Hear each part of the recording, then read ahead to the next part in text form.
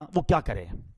اس کو میں دنیاوی اگزامپل کے ذریعے سمجھاتا ہوں. مثال کے طور پہ کسی کو بخار ہو جائے تو کیا ہوتا ہے؟ منہ کڑوا ہو جاتا ہے نا. آپ نے دیکھا ہوگا جس کو بخار ہو اس کو کھانا اچھا نہیں لگتا ہے. ایون گھر والے بھی اچھے نہیں لگتے, دوست بھی اچھے نہیں لگتے, کیونکہ طبیعت خراب ہے. مگر جب آپ کو بخار ہوتا ہے, منہ کڑوا ہوتا ہے, آپ کھانا چھوڑ دیتے ہیں؟ نہیں. آپ کیا کہتے ہیں؟ یار ابھی طبیعت خراب ہے, 3-4 دن رہے گی, کھانا کھاؤ جیسا بھی لگ رہا ہے. تھوڑے دنوں کے بعد جب میری طبیعت ٹھیک ہو جائے گی تو کھانا بھی اچھا لگنے لگے گا, فیملی بھی اچھی لگنے لگے گی, ماحول بھی اچھا لگنے لگے گا. ایسا ہی ہے نا, کیونکہ ہمیں یہ پتا ہے جب بھی بخار آئے گا, بیمار ہوں گے تو چند دنوں کے لیے سب چیزیں بری لگ رہی ہیں. بالکل ایسے ہی جب کوئی گناہوں کا بیمار ہو جاتا ہے نا تو اس کو نیکیوں میں مزہ نہیں آ رہا ہوتا, تلاوت میں مزہ نہیں آ رہا ہوتا. جب آپ کو ایسی فیلنگ آئے نا کہ یار مجھے نماز میں, روزے میں, تلاوت میں, ذکر میں, محفل میں, اجتماع میں, مسجد میں مزہ نہیں آ رہا, فوراً ریئلائز کر لو کہ یار بیمار ہو گیا ہوں. اب کیا کرنا ہے؟ عبادت نہیں چھوڑنی ہے, توبہ بھی کرنی ہے, استغفار بھی کرنا ہے, معافی بھی مانگنی اور آتے رہنا ہے.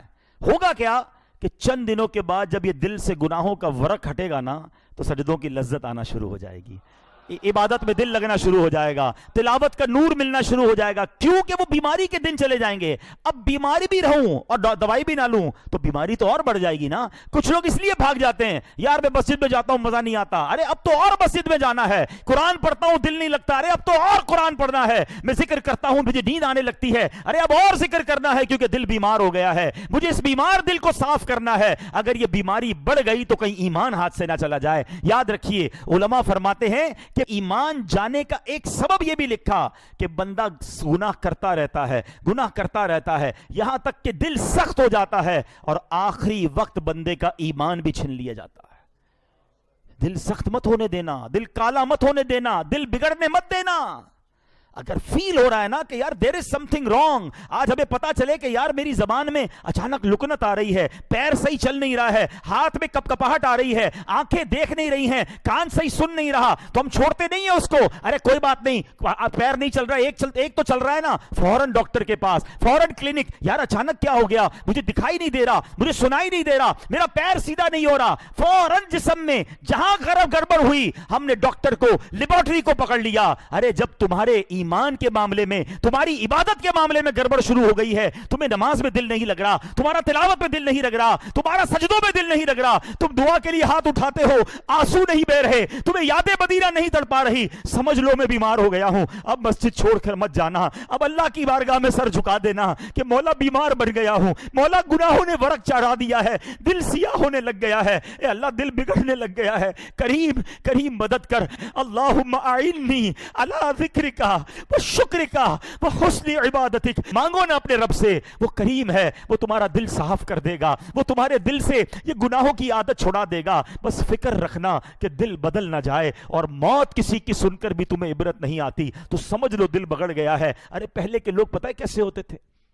آج مجھے اور آپ کو کسی کے جنازے میں جانا ہو نا تو بڑا آسان ہے ڈھونڈنا, یار اس کا بیٹا کون ہے, اس کا بھائی کون ہے, کیونکہ ایک بندہ ہوگا جو یا تو رو رہا ہوگا یا بڑا افسردہ ہوگا اور سارے لوگ اس سے مل رہے ہوں گے. ایسا ہی ہے نا, پہلے ایسا نہیں تھا. پہلے کے زمانے میں ڈھونڈنا مشکل تھا کہ میت کا رشتہ دار کون ہے. کیوں؟ سبھی رو رہے ہوتے تھے, جنازے میں سب رو رہے ہوتے تھے. اس لیے نہیں کہ میت سے پیار ہوتا تھا, اس لیے کہ سب کو اپنی موت یاد آ رہی ہوتی تھی, سب کو یہ خیال آ رہا ہوتا تھا آج یہ گیا ہے, کل میری باری ہے, آج میں نے اس کو قبر میں اتارا ہے, کل مجھے اتاریں گے. مسجد میں ایئر کنڈیشن چل رہا ہے, کتنے مزے سے ہم بیٹھے ہیں, تھوڑی دیر لائٹ چلی جائے نا 10-15 منٹ کے بعد ہم نہیں بیٹھ سکیں گے, گرمی ہونے لگے گی. یہ میری اور آپ کی اوقات ہے. کبھی ہم نے سوچا کہ قبر کی گرمی کیسے برداشت ہوگی؟ ایک سوراخ نہیں چھوڑتے دوست, کہتے یار یہ سوراخ ہے اس میں بھی مٹی ڈال دو بھائی, قبر میں ایک سوراخ کو بھی بند کرو. ہاں, جس سے رب راضی ہوا اس کی قبر میں بھی رونق کی رونق ہوگی, اس کی قبر جنت کا باغ بنے گی. فرمایا اتنی وسیع ہو جائے گی جدھر تک نظر جائے گی ادھر تک قبر وسیع ہو جائے گی. تو گزارو ایسی زندگی کہ قبر بھی روشن ہو جائے. اے میرے پیارے اسلامی بھائیو, اللہ ناراض ہوتا ہے تو کیسا غضب ہوتا ہے. ایک واقعہ میں آپ کو سناتا ہوں, اللہ اکبر. ایسا واقعہ ہے کہ ہلا دیا نا جس نے. حضرت منصور بن عمار رحمت اللہ تعالی فرماتے ہیں, میرا ایک دینی بھائی تھا, مجھ سے بڑی عقیدت رکھتا تھا, میری نگاہ میں تو بڑا عبادت گزار بھی تھا کیونکہ تہجد بھی پڑھتا تھا, خوف خدا سے رونے والا بھی تھا. ایک مرتبہ مجھے خبر ملی کہ وہ میرا دینی بھائی بیمار ہو گیا ہے. میں اس کے پاس گیا اور دیکھا کہ وہ بہت کمزور ہو چکا ہے، گھر کے درمیان لیٹا ہے، چہرہ اس کا کالا ہو گیا ہے، آنکھیں اس کی نیلی ہو گئی ہیں۔ میں نے کہا بھائی لا الہ الا اللہ کی کثرت کرو۔ تو اس نے اپنی آنکھیں کھولیں، بڑی مشکل سے میری طرف دیکھا، پھر بے ہوش ہو گیا۔ میں نے دوبارہ اسے کہا لا الہ الا اللہ پڑھو، آنکھیں کھولیں، مجھے دیکھا، پھر دوبارہ آنکھیں بند کر لی۔ اب میں نے سختی سے اس کو کہا کہ لا الہ الا اللہ پڑھو، کلمہ پڑھو، میں نہ تجھے غسل دوں گا، نہ تجھے کفن پہناؤں گا، نہ تیرا جنازہ پڑھوں گا، کیونکہ وہ بہت کلوز تھا آپ سے۔ تو بندہ پتہ کیا کہتا ہے؟ کہتا حضور میرے اور کلمے کے درمیان رکاوٹ کھڑی کر دی گئی ہے۔ میں نے کہا لا حول ولا قوت الا باللہ، تیری نمازیں کدھر گئیں؟ کہاں گئے روزے، وہ تہجد، وہ راتوں کی دعائیں کدھر گئیں؟ تو وہ کہتا ہے اے منصور میں یہ سارے کام تو کرتا تھا مگر اللہ کی رضا کے لیے نہیں کرتا تھا، میں لوگوں کو دکھانے کے لیے کرتا تھا۔ مجھے تہجد گزار کہا جائے، مجھے عبادت گزار کہا جائے، مجھے نیکوکار کہا جائے، میں لوگوں کے لیے کرتا تھا۔ تنہائی میں جب ہوتا تھا نا، اکیلے میں، تو دروازہ بند کرتا تھا تو خوب گناہ کرتا تھا، شراب پیتا تھا، بے حیائی کرتا تھا، بدکاریاں کرتا تھا۔ ایک بار جب میں نے بہت نافرمانی کی تو میں بہت بیمار ہو گیا، مجھے اپنے بچنے کی امید نہیں رہی۔ میں نے قرآن کھولا، اللہ سے معافی مانگی، یا اللہ معاف کر دے، بہت رویا، پڑھتے پڑھتے اللہ سے معافی مانگی، اللہ کریم نے مجھے شفا دے دی۔ میں پھر گناہ میں پڑ گیا، پھر شیطان کے پیچھے چل پڑا، تھوڑے عرصے بعد پھر بیمار ہوا، ڈاکٹروں نے کہا نہیں بچے گا۔ میں نے پھر قرآن اٹھایا، روتے روتے پھر اللہ سے دعا مانگی، اللہ قرآن کے صدقے بخش دے۔